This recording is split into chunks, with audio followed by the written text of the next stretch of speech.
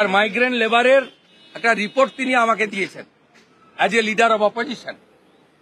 মুখ্যমন্ত্রীর উদ্দেশ্যে বলি, এই রিপোর্টে হরিয়ানাতে মোট 1000 জনকে জিজ্ঞাসাবাদের জন্য হরিয়ানা পুলিশ ডিটেইন করেছিল। সবাই বাংলায় কথা বলে, তার মধ্যে 915 জন বেরিয়েছে বাংলাতে কথা বলা বাংলাদেশি মুসলমান। ইয়েস, 1000 জনকে ক্রস চেকিং এর জন্য হরিয়ানা পুলিশ তুলেছিল। 915 জন বেরিয়েছে বাংলাতে কথা বলা বাংলাদেশি মুসলমান অনুপ্রবেশকারী, যাদের ভিসা পারমিট কিচ্ছু ছিল না, অবৈধ ইললিগাল ইনফিল্ট্রেটার্স। আর বাকি 85 জন বেরিয়েছে ভারতীয়। সেই ভারতীয়দের সঙ্গে তারা ভালো ব্যবহার করেছে এবং তারা হরিয়ানাতে কর্মক্ষেত্রে আছে। তাই আপনাকে আমরা 5000 টাকা চাঁদা তুলে দেব, আপনি বাংলাটা দয়া করে ছাড়ুন। পিসিমণি, আপনি বাংলা ছাড়ুন, বাংলাকে বাঁচান। আমরা সবাই আপনাকে 5000 টাকা করে দেব, কোনো চিন্তা নেই।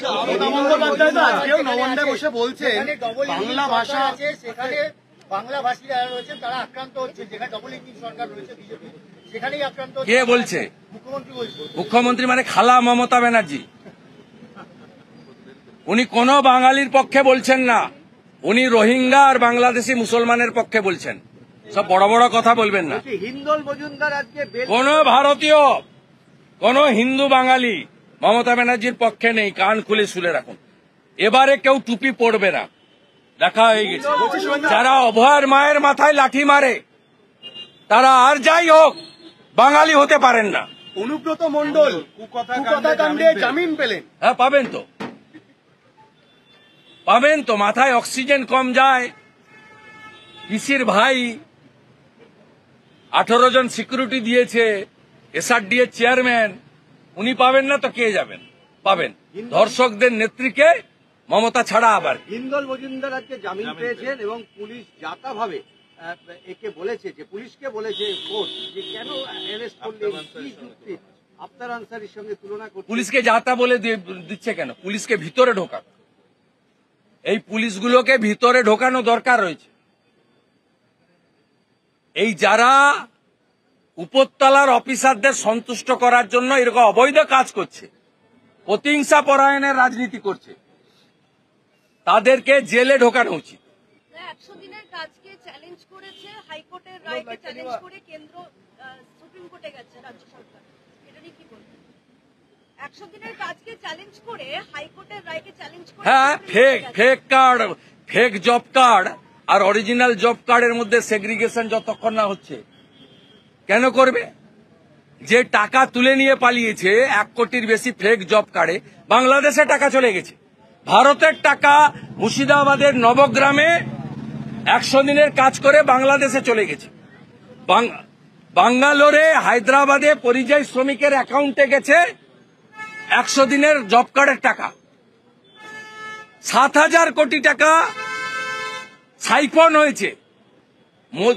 কেন্দ্রের কংগ্রেস সরকার 4 থেকে 14 দিয়েছিল 100 দিনের কাজে পশ্চিমবঙ্গকে 14,000 কোটি। নরেন্দ্র মোদীজি 14 থেকে 22 পর্যন্ত দিয়েছেন 54,000 কোটি টাকা। তার মধ্যে 7,000 কোটি টাকা এক শ্রেণীর পঞ্চায়েত নির্মাণ সহায়কদের একটা অংশ বিডিওরা, ডিএমরা সাইফন করেছে। এটা দেশের টাকা, ট্যাক্সের টাকা। এই টাকা যতক্ষণ না ফেরত আসছে, স্বাভাবিকভাবে হাইকোর্টের অর্ডারে পরিষ্কার বলা আছে যে টাকা ফেরত করাতে হবে এবং অরিজিনাল আর ফেক জব কার্ডকে আলাদা করতে হবে। এই প্রসেস কমপ্লিট যেদিন হবে, পরের দিন থেকে কাজ চালু হবে।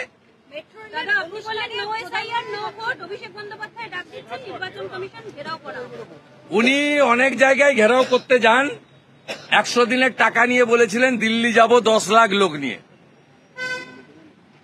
গেছিলেন কটা লোক নিয়ে? লোক দেখেছে। রাজঘাটে যখন লাঠি নিয়ে তাড়া করে দিল্লি পুলিশ, তখন শান্তনু সেনের জুতা, সুজিত বসুর ছাতা, প্রাণ নিয়ে ছুটে পালাচ্ছিল। তারপরে কলকাতা পুলিশের সৌজন্যে তখন ওই বিনীত গোয়েল ছিল ধর্ষককে, যিনি প্রোটেকশন দিয়েছিলেন।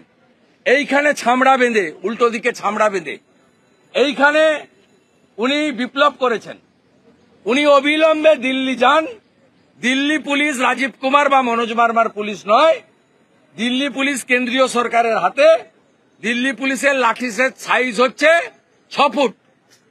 রাজঘাটে যেমন দৌড়েছিলেন, এবারে খালি পায়ে যাবেন, নইলে জুতো রাখারও সুযোগ পাবেন না। এসএসসির ক্ষেত্রে যে ভিডিওটা গতকাল পুলিশ চালিয়েছিল, আজকে কোর্টে এই নিয়ে মামলা ওঠে। Fake video. হ্যাঁ, কোর্ট ফেক ভিডিও। ওখানে একটা চ্যাংড়া অফিসার আছে অনিশ বলে, ওই চ্যাংড়া অফিসারের কুকীর্তি এটা। সুমন বিশ্বাস এ কাজ করতে পারে না। সুমন প্রতিবাদী চরিত্র, সুমন রাষ্ট্রবাদী, সুমনকে ফাঁসানোর জন্য এই কাজ করেছে। ওরা একটা চ্যাংড়া পুলিশ অফিসার হয়েছে, হিরো সেজেছে অনিশ বলে, ওই এই কাজটা করেছে।